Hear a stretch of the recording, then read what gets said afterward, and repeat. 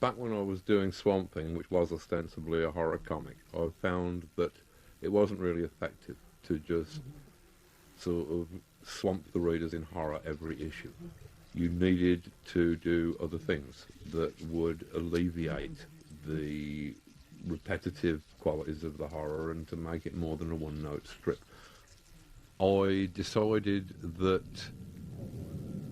what might be useful was to try and link up the elements of fantasy horror from our imaginations, werewolves, vampires, zombies and the like, with real-life horrors. Racism, sexism, pollution, the collapse of the environment, and thus lend these social issues some of the weight that fantasy fiction could offer. Most of us have little to fear from vampires, and yet we live in cultures that are every bit as dangerous, despite the non-existence of terrible supernatural forces.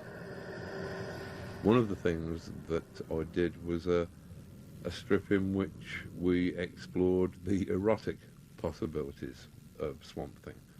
I figured that if you could fill comic book after comic book every month with fights, then surely you should be able to fill at least one comic book with a sexual act. Surely that was as interesting as a fight was. The book was very well received, and it led to me thinking seriously about the possibilities of erotica, or as I prefer to call it, pornography, because I think that the difference between the two words is largely dependent upon the income bracket of the reader.